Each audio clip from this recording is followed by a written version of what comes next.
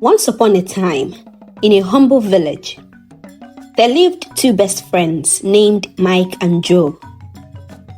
They were as close as brothers, bound not only by their shared hustle, but by their loyalty and trust in one another. Life in the village was hard, and both Mike and Joe struggled to make ends meet. To survive, they worked tirelessly, moving from farm to farm, harvesting crops, weeding fields, and carrying heavy loads for the wealthier landowners. Though they barely earned enough to buy food, they always shared whatever little they had. Their friendship was a shining light in the hardships they faced. Despite their poverty, Mike was always cheerful, even though he had an extra burden, which was his aged and frail mother. She could no longer walk and always sick, and Mike had to care for her as their only child and surviving family member, cooking meals, fetching water, and making sure she was comfortable. Though the responsibility weighed heavily on him, Mike never complained, for he loved his mother dearly. Joe, on the other hand, is somewhat fortunate to not have any dependent, and so he was looking out solely for himself. He often dreamed of a better life beyond the village.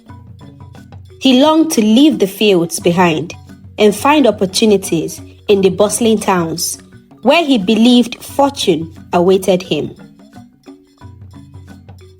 One evening, as the two friends sat beneath a palm tree after a long day's work, Joe turned to Mike with a serious look. "Mike, I've been thinking, we can't keep living like this, slaving away for pennies while others grow rich. I've heard that in the towns beyond the mountains, there's real opportunity. People say the merchants and traders there are always looking for help, and they pay well, much better than we can ever earn here. Let's go there, Mike. I want us to go try our luck." Mike looked at his friend, his heart torn. "But Joe, I can't leave," he said quietly. "My mother needs me. I am the only family she has. She's old and sick, and I can't abandon her. I wish things were different." Joe nodded. "I know, Mike. But what if I go first? I could send back money. I could build a new life for both of us. And one day, when I get her a home nurse and your mother is taken care of, you could join me. You will never have to work in the fields again." Mike smiled at the idea. He trusted his friend so much and prayed silently that things would work out as they are projecting. "Thank you, my friend, for including me in your plans. It sounds very promising," Mike said. And they both laughed happily. But suddenly, Joe's laughter turned into a cold sigh. There was one problem. Joe didn't have enough money to travel and start anew. Sensing his friend's worries, Mike spoke again. "What is the matter?" "Mike, I need your help. I don't have enough money to make the journey. If you could lend me what you have, I'll be able to leave and set things in motion. I promise, once I make it big, I'll return. We'll be rich, and I'll repay you 10 times over," Joe pleaded. Mike trusted Joe like a brother. Despite his own needs and the little he is saving for his mother, he decided to lend Joe almost all his money. "I trust you, Joe," he said, handing him the coins he had worked so hard for. "Don't forget about us when you are successful." They shook hands and went back into their separate homes, feeling hopeful.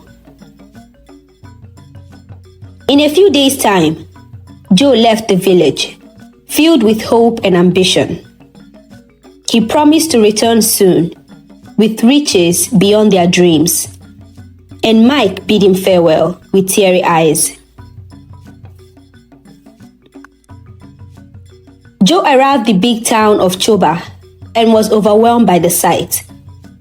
He settled into a shelter and found his way to the busy streets to offer his services and seek the fortunes of the land.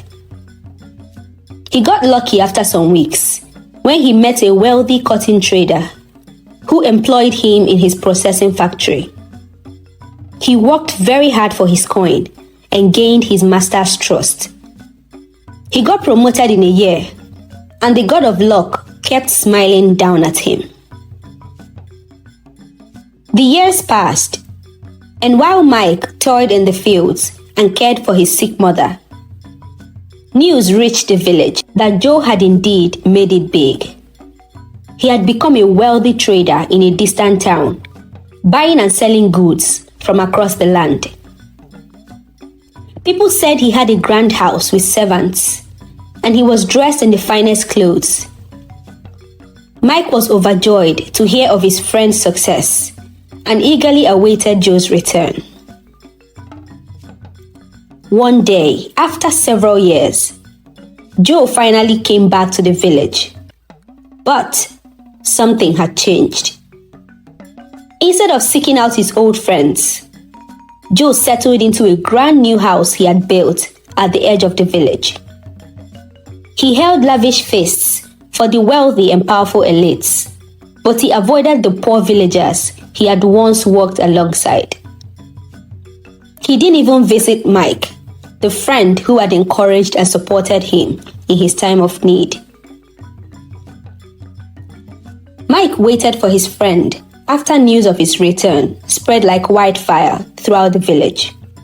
But he didn't come, and so he decided to go see Joe, excited to be reunited. He was shocked by what he met. Joe was no longer the humble, hard-working friend he had once known. He had grown proud, arrogant, and cold. "Joe," Mike called as he approached Joe's grand house. But Joe barely glanced at him, his face hardening with indifference. "Mike, I don't have time for you at the moment. I am busy with important matters now," Joe said dismissively as he entertained the rich landowners in his compound. Mike was heartbroken. He couldn't believe the friend he had once trusted with everything could turn his back on him. Joe had forgotten the years they had spent together, struggling side by side. He had forgotten that Mike had given him all the money he had so that he could build a better life. But Mike, being a gentle soul, said nothing. He returned to his small, humble home, taking care of his mother as always, and continued to work in the fields. Months passed, and Joe's arrogance grew. He flaunted his wealth, scorned the villagers, and turned away from his past. But fate, as it often does, had plans to humble him. One day, a powerful merchant called Ibe from a neighboring town, who was jealous of Joe, accused him of cheating him in a trade. The accusation spread quickly, and soon other traders turned against Joe, refusing to do business with him. Joe's wealth began to crumble. In desperation, he sought help from those wealthy traders he wined and dined with, but they all turned their backs on him. He sought help from the other townsmen who had once admired him, but they equally turned their backs, just as he had turned his back on his village. With his reputation ruined and his fortune dwindling, Joe found himself in a dire situation. He was on the verge of losing everything. In his darkest moment, he realized that his wealth did not attract any good friend, and he had lost the ones who are genuine as a result of his arrogance. He locked himself in his house in shame, losing to his ill fate. Mike heard about the misfortune that had befallen his friend and was moved with great pity and concern. The merchant Ibe, who accused his friend Joe, is a long-time client. He clears his fields every planting season, and so he decided to get to the root of the matter. Upon investigation, Mike overheard Ibe and his friends at the Palm Wine Bar celebrating and discussing the downfall of Joe, and they talked loudly of how they spread lies about him to make him lose his reputation and eventually his wealth. Mike was unhappy about this and reported his findings to the king. "They are accusing my friend wrongly, and he will lose everything he worked for if his name is not cleared," Mike pleaded to the king. The king was moved by his pleas and sent out his royal spy to investigate further. After some weeks, the king summoned Joe and the merchant to the town's court. The king publicly announced to the crowd that Joe is innocent of all accusations of swindling and cheating. The king further announced that Mike and his royal spy had investigated and gathered evidence to prove this. The crowd went numb in shock, and Ibe the merchant bowed his head in shame. Joe's eyes welled up in tears as he looked over to Mike. How could he help me, even after all I did to him? He felt so ashamed of his behavior. He fell on his knees to apologize to Mike. Mike embraced his friend Joe into a tight hug, and they both shed tears. "I have wronged you, my friend. Please forgive me. I let my fortune take away my conscience." Joe wept uncontrollably. "I do not resent you.